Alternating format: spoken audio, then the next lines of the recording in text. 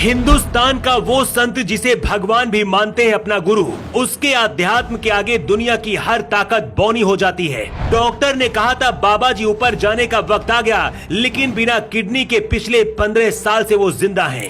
रात के 2 बजे जब पूरी दुनिया गहरी नींद में होती है, तब वो संत संसार का भ्रमण करके सिर्फ 1 घंटे में लौट आते हैं। ये कहानी उस संत की है जिसके सामने विज्ञान भी फेल है। बागेश्वर बाबा जैसे संत जहाँ खुद के प्लेन से चलते हैं, वहीं दुनिया से अलग एकांत में प्रेमानंद महाराज वृंदावन की गोद में गुमनाम की तरह रहते हैं। नेता हो या फिर अभिनेता, बाबा की शरण में हाजिरी लगाने पहुंच जाता है। प्रेमानंद महाराज की शरण में जाने वाला कभी भी निराश नहीं होता है। कुछ दिन पहले विराट कोहली अपनी पत्नी को लेकर महाराज के दरबार में आए थे और उसके बाद विराट ने 2 शतक लगाए थे। इसके बाद पूरी दुनिया में अचानक से बहुत तेजी से महाराज की चर्चा होने लगी थी, लेकिन इस बार अचानक से इनके भक्तों को खबर मिली कि बाबा का निधन हो गया, तो झूठी खबर सुनकर पूरी दुनिया में फैले भक्तों के अंदर पहाड़ टूट पड़ा। प्रेमानंद महाराज की जिंदगी में सब कुछ तब बदल गया जब डॉक्टर ने एक दिन कहा कि उनकी दोनों किडनी खराब है और कुछ दिनों के ही मेहमान है।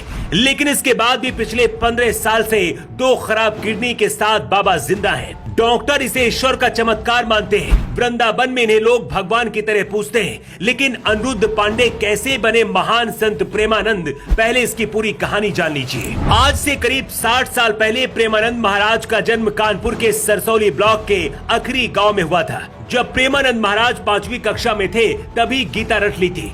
स्कूल में पढ़ाई करने के दौरान ही उनके मन में बहुत सारे सवाल उठने लगे थे, जैसे संसार को कौन चला रहा है, हवा पानी और अग्नि क्या है, और ईश्वर कहाँ रहता है। महाराज जब 9वीं कक्षा में आए, तब ईश्वर की खोज करने के लिए आध्यात्मिक जीवन जीने का फैसला किया। सिर्फ 13 साल की छोटी उम्र में एक दिन अपनी माँ से पूरी कहानी बताई और हमेशा के लिए अपना घर छोड़कर ईश्वर की खोज में निकल पड़े। करीब 15 साल की उम्र में प्रेमानंद महाराज काशी के घाटों में तो कभी गंगा के किनारे पड़े रहते थे, भिक्षा मांगकर प्रसाद खाते, और जिस दिन भिक्षा नहीं मिलती सिर्फ गंगा जल पीते और भोलेनाथ का नाम लेकर माँ गंगा की गोद में सो जाते। कहते अगर लगन से आप कुछ पाना चाहते हैं तो एक दिन आपको जरूर हासिल होता है, फिर क्यों ना वो भगवान ही हो। भारत में हजारों संत और महापुरुष हुए, लेकिन एक संत ऐसा जिसे विज्ञान भी नहीं समझ पा रहा।